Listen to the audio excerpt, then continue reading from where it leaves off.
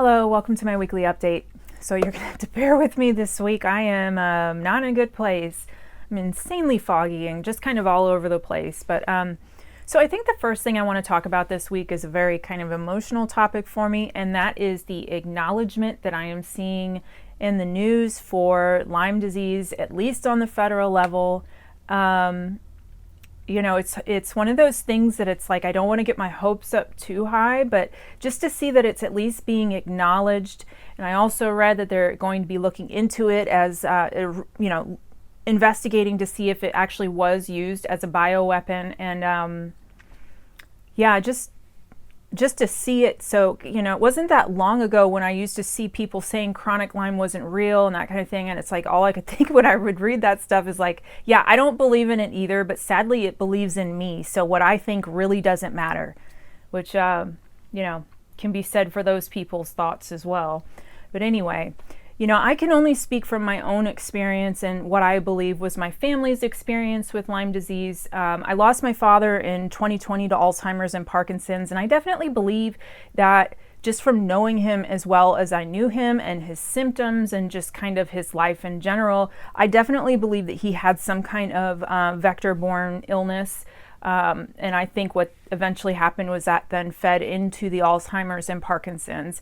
And I think that as we start doing more research on vector-borne illnesses and diseases, we're going to learn that a lot of things that we are currently medicating for in the medical system are actually due to these diseases. And I'm talking chiefly about, or not necessarily chiefly, because a lot of these degenerative diseases I believe will fall into that category, but psychiatric care. So I have neurolyme, probably several co-infections that I haven't had confirmed yet, but I definitely have the symptoms of it.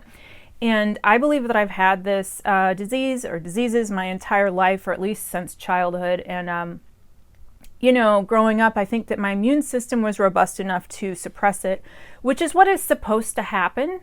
And then I had my car accident in 2006 and all hell kind of broke loose. I had the 2 very serious concussions, and then I believe I developed neurolyme because, when you have a major car accident and some head injuries like that, it throws everything out of whack, including your immune system. And I don't think I was any exception in that department. So, my head injuries were misdiagnosed and I was put into psychiatric care for 8 years, and I was misdiagnosed as bipolar 2, a panic disorder, and general anxiety, that kind of thing, depression, and I was treatment resistant.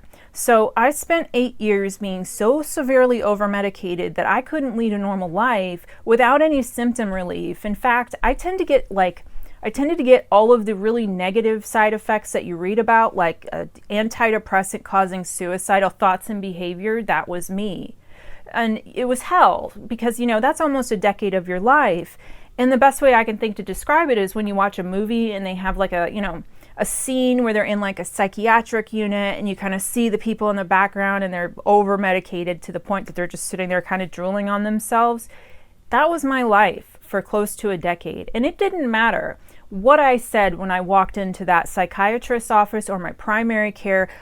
I was labeled as being mentally ill. So anything I said was just kind of dismissed as being part of, oh, she's just mentally ill. And so I suffered incredibly terribly for close to a decade, going on and off all of these awful medications. None of them helped. It was really awful and difficult. And it stole a very enormous chunk of my life. So to see that this disease and this group of diseases are starting to get some kind of acknowledgement, even if we aren't yet to the point where we've got it all figured out, is incredibly emotional. Because, I started listening to the audiobook Bitten today, and 2 things came to mind with that. One, this is a freaking nightmare. Like, this is worse than any horror story I've ever heard of. They're infecting fleas with the plague to go infect a bunch of people that we consider to be our enemies. Like, that's terrifying. And then the second thought was that, oh, this is just my life. Like, when they're talking about going through Lyme treatment and trying to find adequate help and all this other stuff, it's like, yeah, I lived that.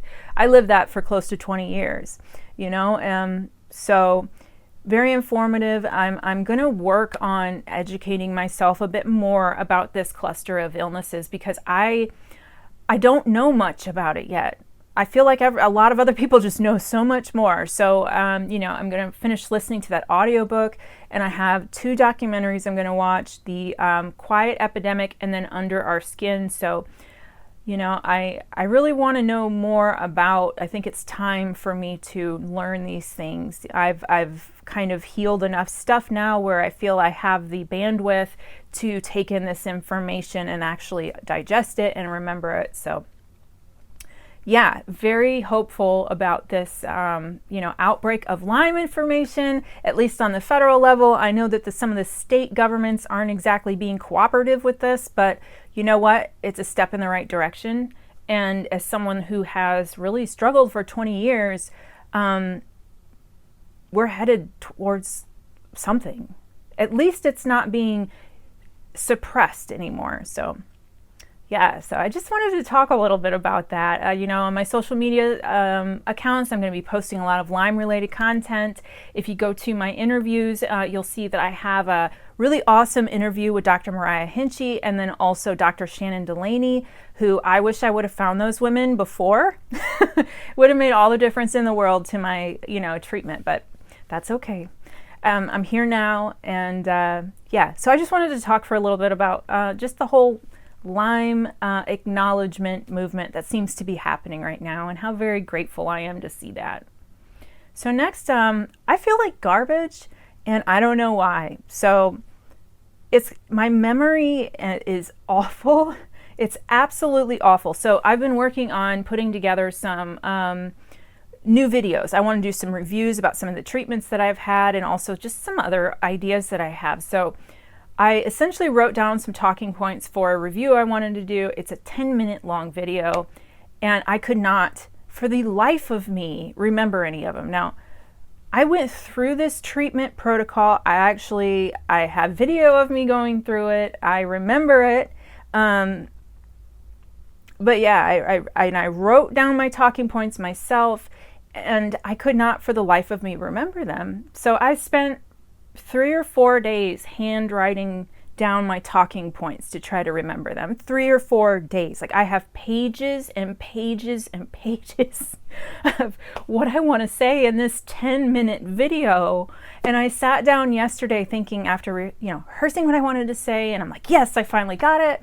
I sat down to film it, and I just went blank.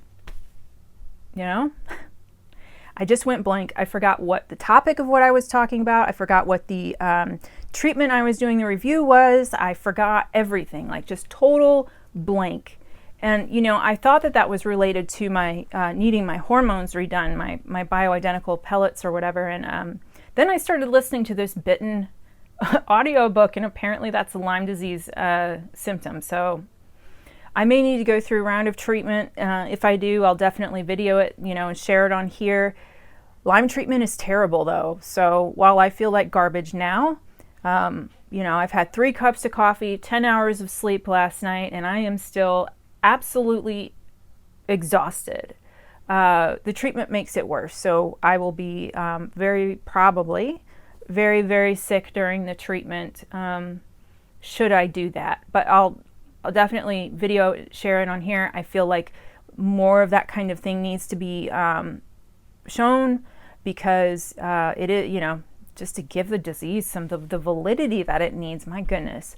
But anyway, yeah, major memory issues. I'm working on ways to improve my memory, whether that's, I've heard of memory paralysis and then also writing out what you want to do or say. So I'm working on that. And having traumatic brain injury definitely screws with your memory. Absolutely. It doesn't matter what part of your head you really hit either. You're most likely, because I have temporal lobe damage and I have issues remembering short-term stuff sometimes. So I think it's kind of like a muscle where I have to, work it out and get back in shape with it.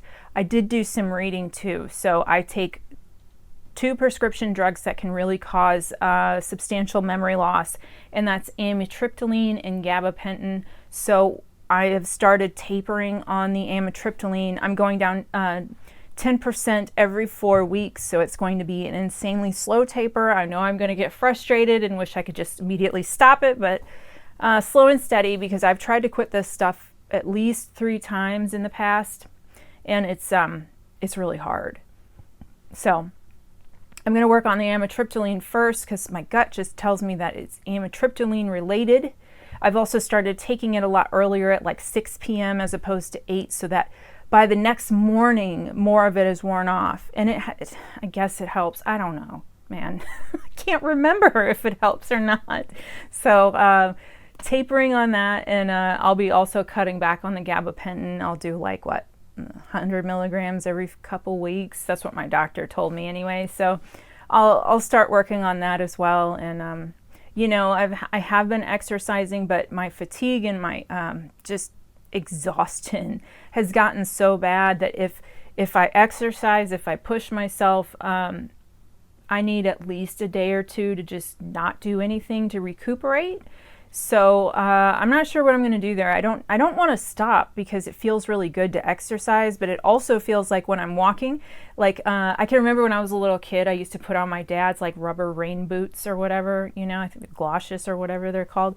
I used to put them on and go run around in the puddles and stuff. It feels like I've got those on. They're still like 8 sizes too big, but they're full of mud. So going on these walks is really kind of exhausting and hard, and there really isn't even a small part of it that I physically enjoy, but you know, I've got to move because I feel worse when I don't. So yeah, I think that's it for this week. Thank you for joining me. I'll see you next. Take care. Bye.